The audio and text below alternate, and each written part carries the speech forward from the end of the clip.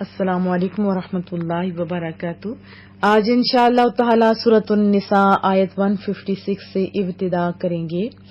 اعوذ باللہ من الشیطان الرجیم، بسم اللہ الرحمن الرحیم۔ و اور بی ساتھ یا بسبب یا باعث، و بکفرہم اور ان کے کفر کے باعث، و قولہم قول کہتے ہیں بات کرنا، کہنا، باندھنا، اور ان کے باندھنے یا کہنے کے سبب علی پر یا اوپر مریم حضرت مریم علیہ السلام بہتانن بہتان الزام بلیم عظیمہ بڑا عظیم بہت بڑا، وبکفرہم وقولہم علی مریم بہتانا عظیما اور ان کے کفر کے باعث اور مریم علیہ السلام پر بہتان عظیم باندھنے کے باعث، وقولہم اور ان کے اس قول کے سبب یا ان کے کہنے پر، انا بے شک قتلنا ہم نے قتل کیا کس کو، مسیح عیسی ابن مریم مسیح عیسیٰ علیہ السلام فرزند مریم کو، جو رسول اللہ کا رسول ہیں۔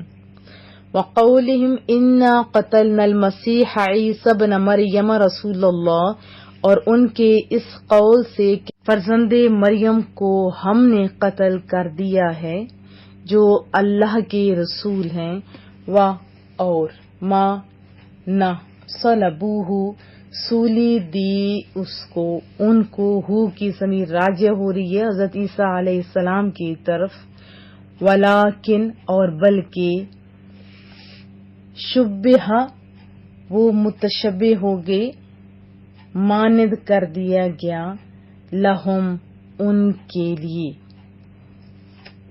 وما قتلوہ وما صلبوہ ولیکن شبہ لہم حالانکہ نہ انہوں نے قتل کیا اور نہ انہیں یعنی حضرت عیسیٰ علیہ السلام سولی چڑھایا جا سکا، بلکہ ان کے لیے حقیقت مشتبہ ہو گئی۔ وَإِنَّ اور یقیناً الذین جنہوں نے اختلاف کرتے ہیں یا اختلاف کیا، فیہ ان کے بارے میں، لفی ضرور میں کس میں، شک منہ اس سے شک میں، یعنی ان کے متعلق شک و شبہ میں ہیں۔ وَإِنَّ الَّذِينَ اخْتَلَفُوا فِيهِ لَفِي شَكٍّ مِّنْهُ اور جو لوگ ان کے بارے میں اختلاف کرتے ہیں وہ ان کے حال سے شک میں پڑے ہوئے ہیں، آپ اس طرح بھی کہہ سکتے ہیں۔ اور یقیناً جنہوں نے اختلاف کیا ان کے بارے میں وہ بھی شک و شبہ میں ہیں ان کے متعلق، یعنی ان کے متعلق ابھی وہ بھی شک و شبہ میں ہیں۔ ما نہیں، لہم ان کے لیے، بہی ساتھ اس کے، علم من علم، من کا معنی ہوتا ہے سے فرام یا کچھ علم، الا مگر یا سوائے، اتباع ظن کی پیروی کر رہے ہیں، اتباع کر رہے ہیں کس کی، ظن کی۔ ما لہم بہ من علم الا اتباع الظن نہیں ہے ان کے پاس اس امر کا کوئی صحیح علم سوائے اس کے کہ وہ گمان کی پیروی کرتے ہیں۔ وما قتلوہ اور انہوں نے قتل نہیں کیا، یقیناً اس سے یقیناً قتل نہیں کیا، وما قتلوہ یقیناً اور انہوں نے اس سے یعنی انہیں حضرت عیسیٰ علیہ السلام کو یقیناً قتل نہیں کیا، بلکہ رفع آپ جانتے ہیں بلند کو کہتے ہیں، اٹھا لیا ہو اس کو یعنی حضرت عیسیٰ علیہ السلام کو اٹھا لیا گیا۔ کس نے اٹھایا؟ اللہ تعالیٰ نے، الیہ اپنی طرف، بر رفعہ اللہ الیہ بلکہ اللہ تعالیٰ نے ان کو اپنی طرف اٹھا لیا، عیسیٰ علیہ السلام کو اٹھا لیا۔ وَكَانَ اللَّهُ، اور ہے اللہ تعالیٰ، عزیزاً حکیمہ، غالب حکمت والا۔ وَإِنْ، اور نہیں، من اہل الکتاب، اہل کتاب میں سے، الا مگر، لیؤمنن، ضرور ایمان لائے گا، بہ، اس کے ساتھ، قبل موتہ، قبل کہتے ہیں پہلے کو، موت ہی، ان کی موت سے پہلے ہی کی ضمیر راجع ہو رہی ہے حضرت عیسیٰ علیہ السلام کی طرف۔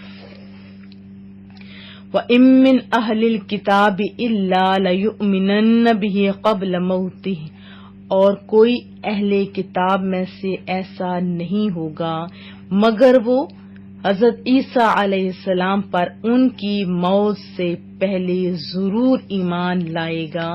وَيَوْمَ الْقِيَامَةِ، اور قیامت کے دن، یکون، وہ ہوں گے، وہ ہوگا، علیہم، ان پر، شہیدہ، گواہ۔ وَيَوْمَ الْقِيَامَةِ يَكُونُ عَلَيْهِمْ شَهِيدًا، اور قیامت کے دن وہ، یعنی حضرت عیسیٰ علیہ السلام کے بارے میں بات ہو رہی ہے، اور قیامت کے دن وہ ان پر گواہ ہوں گے۔ پس بظلم، ظلم کے سبب، یا ظلم بس سبب ظلم آپ کہہ سکتے، یا ظلم ڈھانے کے سبب، من سے، الذین، ان لوگوں نے جو، ہادو، یہودی ہوئے، حرمنا، ہم نے حرام کر دی، ہم نے حرام کر دی، اور اس کا اپوزٹ ہے حلال، علیہم، ان پر، طیبات، پاکیزہ چیزیں، احلت، جو حلال تھیں، جو مباح تھیں، جو جائز تھیں، لہم، ان کے لیے، اور بصدہم، بسبب ان کے روکنے کے، عن سبیل اللہ، اللہ تعالی کی راہ سے، کثیرا، بہتوں کو، اکثر لوگوں کو۔ فَبِظُلْمٍ مِّنَ الَّذِينَ هَادُوا حَرَّمْنَا عَلَيْهِمْ طَيِّبَاتٍ أُحِلَّتْ لَهُمْ وَبِصَدِّهِمْ عَن سَبِيلِ اللَّهِ كَثِيرًا، سو بوجہ ظلم ڈھانے، یعنی یہود کے بوجہ ظلم ڈھانے کے، یا یہود کے ظلم ڈھانے کے سبب، ہم نے ان پر وہ پاکیزہ چیزیں جو ان کے لیے حلال کی گئی تھیں، حرام کر دیں، اور دوسری وجہ بتائی جا رہی ہے، اور بوجہ روکنے کے، یہود کے اللہ کے راستے سے بہت سارے لوگوں کو، یعنی اللہ کے راستے سے بہت سارے لوگوں کو روکنے کے سبب، کیونکہ یہ بھی تو ان کی بدقسمتی تھی، یہ بھی تو بڑا ظلم ہوتا ہے نا کہ اللہ کے راستے سے لوگوں کو روکا جائے۔ وَأَخْذِهِمْ، اور بسبب ان کے لینے کی، کیا چیز، ربا، سود کے، وقد، اور تحقیق، نہو، منع کیا گیا ان کو، نہا، ینہا، منع کیا گیا یا وہ روکے گئے تھے، عنہ، اس سے، یعنی ربا سے، وَأَكْلِهِمْ، اور بسبب کھانے کے، کیا چیز، اموال الناس، مال کی جمع اموال، لوگوں کے مال، بالباطل، باطل طریقے سے، ناحق کھانے کے سبب، وَأَخْذِهِمُ الرِّبَا، اور ان کے سود لینے کے سبب، وَقَدْ نُهُوا عَنْهُ، حالانکہ اس سے منع کیے گئے تھے، وَأَكْلِهِمْ أَمْوَالَ النَّاسِ بِالْبَاطِلِ، اور ان کے لوگوں کے ناحق مال کھانے کے سبب، وَأَعْتَدْنَا، اور ہم نے تیار کر رکھا ہے، لِلْكَافِرِينَ، کافروں کے لیے، منہم، ان میں سے جو کافر ہیں، عذابًا علیما، دردناک عذاب۔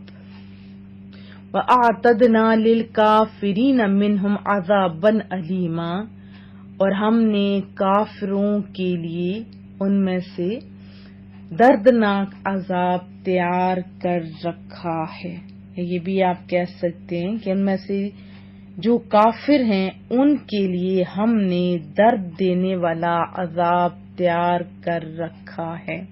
وضاحت جان لیتے ہیں۔ آپ جانتے ہیں کہ یہودیوں کے جرائم کا تذکرہ پہلے ہم سورۃ البقرہ میں بھی پڑھ چکے ہیں، اور یہاں ان جرائم کے علاوہ بھی شدید جو جرائم تھے وہ بھی اس میں ہمیں بتایا گیا۔ وضاحت جان لیتے ہیں۔ یہودیوں کے جرائم کا تذکرہ ہم پڑھ رہے تھے۔ حضرت مریم علیہ السلام کو جب حضرت مسیح علیہ السلام کی بشارت دی گئی تو اس ٹائم آپ کنواری تھی۔ جب وضع کا وقت قریب آیا تو آپ باہر ویرانے میں چلی گئیں کہ بچہ پیدا ہوا، تو وہ لوگوں کے تانوں کا خیال کر کے گھبرائیں۔ تو رب کریم کی طرف سے حکم ہوا کہ جب کوئی مریم تم پر زبان درازی کرے نا تو تم چپ رہنا، پھر بچے کی طرف اشارہ کر دینا۔ جب آپ واپس یروشلم پہنچی، لوگوں نے ان کی گود میں جب بچہ دیکھا انہیں غلط ملت کہا۔ اخلاق کے متعلق شکوک کا پیدا ہونا ایک طبعی امر تھا، تو حضرت مریم علیہ السلام نے حسب ارشاد الہی بچے کی طرف اشارہ کیا کہ اس سے ذرا پوچھئے۔ کہنے لگے وہ لوگ، کیف نکلم من کان فی المہد صبیا، ہم کیوں کر اس بچے سے بات کر سکتے ہیں جو ابھی پنگوڑے میں ہیں۔ اس وقت وہ معصوم بچہ جن کی عمر چند گھنٹوں سے زیادہ نہیں تھی فصیح زبان میں بولنے شروع ہو گئے، یعنی جیسے بڑا بندہ بولتے ہیں نا، تو فرمانے لگے کہ میں اللہ کا بندہ ہوں، اس نے مجھے کتاب دی ہے، اس نے مجھے نبی بنایا ہے۔ تو یہ بہت بڑا روشن معجزہ تھا، اور ناقابل تردید دلیل کو اپنی آنکھوں سے مشاہدہ کر لینے کے بعد اب انہیں حضرت مریم علیہ السلام کی طہارت کا یقین آنا چاہیے تھا، کیونکہ وہ اہل کتاب تھے نا، نبوت وحی اور معجزات پر ان کا ایمان تھا، لیکن جان لینے کے بعد پھر ان کا اتنی پیاری ہستی پر تہمت لگانا بہتان عظیم نہیں تو اور کیا ہے۔ تو یہاں سے ایک بات ہمیں یہ بھی پتہ چلی کہ کوئی عام عورت ہو یا خاص، اسپیشلی جو خاص ہستیاں ہوتی ہیں جیسے حضرت عائشہ رضی اللہ تعالی عنہا پر جو تہمت لگانا، یہ بھی تو بہت بڑا بہتان ہے نا، تو یہ سخت گناہ کبیرہ ہے۔ اور قرآن کریم میں تو عظمتیں بیان ہوئی ہیں اما عائشہ کی اور ان پیاری ہستیوں کی، اور جن کے اللہ پاک کہہ دے تو پھر اللہ اکبر۔ پھر اس کے بعد یہود کے ایک اور جو سنگین جرم تھا، 7واں جرم ان کا یقیناً بنتا ہے کہ یہودیوں نے دعویٰ کیا کہ انہوں نے حضرت عیسیٰ علیہ السلام کو قتل کر دیا ہے، اور عیسائیوں نے اس کی تصدیق کی تھی۔ اللہ تعالیٰ نے دونوں کی تکذیب فرما دی، کیونکہ واقعہ تھوڑا چینج تھا نا۔ اصل میں جو منافق شخص تھا یہودیوں کو حضرت عیسیٰ علیہ السلام کا پتہ دینے کے لیے آپ کے گھر میں داخل ہوا اور حضرت عیسیٰ علیہ السلام کا ہم شکل ہو گیا۔ دیکھیں مالک ہے نا، وہ شکل جو اندھیروں میں بنا سکتا ہے وہ تو چینج بھی کر سکتا ہے نا۔ تو اللہ نے تو اپنے پیاری ہستی کو آسمان پر بلا لیا، تو یہودیوں نے اسی منافق کو حضرت عیسیٰ علیہ السلام کے دھوکے میں سولی دے دی تھی، لیکن خود بھی وہ لوگ حیران تھے کہ ہمارا آدمی کہاں گیا۔ ایک تو وہ آدمی غائب، اور دوسرا چہرہ تو حضرت عیسیٰ علیہ السلام جیسا تھا، لیکن باقی اعضاء بھی تو ہوتے ہیں نا، ہاتھ پاؤں اور جسم، تو وہ تو بالکل چینج تھا۔ تو اس آیت میں وہی بتایا جا رہا ہے کہ وہ شک میں پڑ گئے اور یقینی طور پر کچھ نہیں کہہ سکتے تھے کہ وہ مقتول کون ہے۔ بعض کہتے تھے یہ حضرت عیسیٰ علیہ السلام، بعض کہتے یہ چہرہ تو حضرت عیسیٰ علیہ السلام کا ہے لیکن جسم ان کا نہیں، لہذا یہ وہ نہیں۔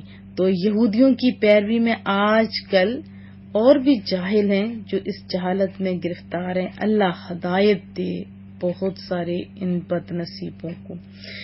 اور واضح طور پہ رب کریم نے فرمایا بر رفع اللہ الیہ، اللہ اکبر، اللہ نے انہیں اپنی طرف اٹھا لیا۔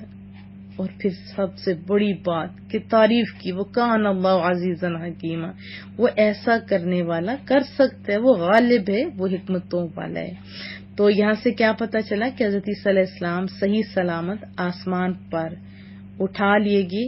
اس سے ریلیٹڈ ہمیں بہت ساری احادیث بھی ملتی ہیں جو بارہا آپ کو سنائی جا چکی ہیں۔ ایک اور بھی بات بھی اگلی آیت میں بتائے گی 159 میں، چند اقوال ہیں وہ سن لیتے ہیں۔ ایک قول تو یہ ہے کہ یہود و نصارہ کو اپنی موت کے وقت جب عذاب کے فرشتے نظر آتے ہیں تو وہ حضرت عیسیٰ علیہ السلام پر ایمان لے آتے ہیں، اور اس وقت کا ایمان مقبول اور معتبر نہیں، آپ بھی جانتے ہیں۔ تو یہ ایک ضعیف قول تھا، وہ بھی سنا دیا آپ کو۔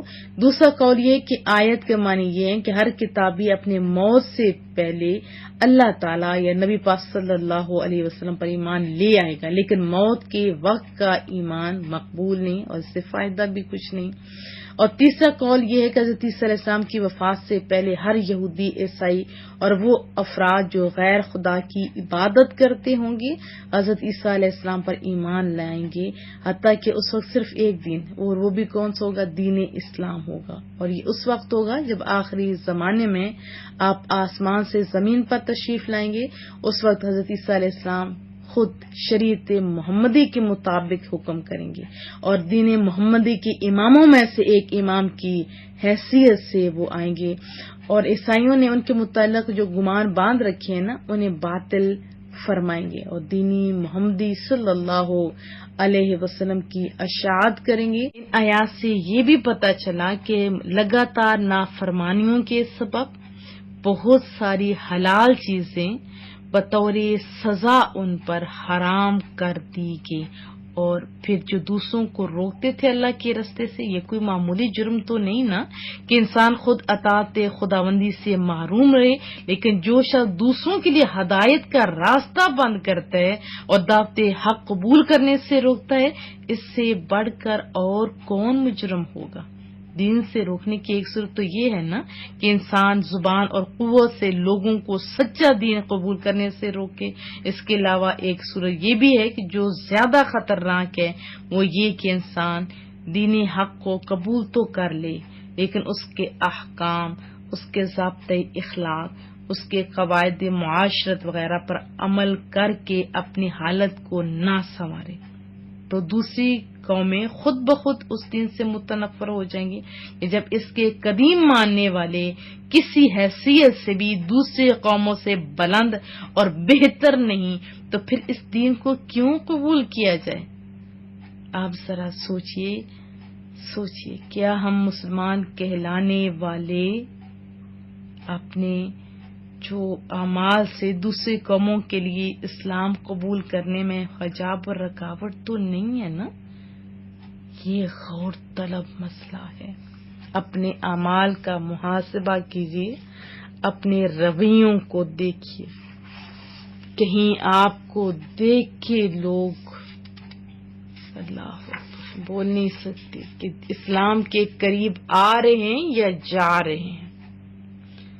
161 میں ایک اور بہت پہلے تو بتایا گیا نا اعتقادی خرابیاں اور یا عملی خرابیوں کا تذکرہ ہو رہا ہے کہ سود کھانا، رشوت لینا، یہ بھی ان میں عام تھا۔ کوئی فیصلہ کرنا ہوتا تو رشوت لے لیتے تھے۔ تو اس آیت سے سود کی حرمت اور رشوت کی قباحت کا بھی پتہ چلتا ہے۔ سود لینا تو حرام ہے، آپ جانتے ہیں۔ حضرت ابو ہریرہ سے مروی ہے، ہم لوگ اپنا ایمان بھی تازہ کر لیتے ہیں۔ رسول اللہ کا فرمان صلی اللہ علیہ وسلم، بے شک سود 70 گناہوں کا مجموعہ ہے، ان میں سب سے چھوٹا گناہ یہ ہے کہ آدمی اپنی ماں سے زنا کرے، بحوالہ ابن ماجہ۔ پھر ہم نے سورۃ البقرہ میں بھی پڑھا تھا۔ تو ایک اور حدیث طیبہ بھی سن لیتے ہیں۔ حضرت ثوبان رضی اللہ تعالیٰ عنہ سے مروی ہے، رسول اللہ کا فرمان کہ رشوت لینے والے، دینے والے اور ان کے مابین لین دین میں مدد کرنے والوں پر لعنت فرمائی، مسند امام احمد۔ تو اگر کوئی اس مرض میں مبتلا ہے تو اس سے چاہیے رک جائے،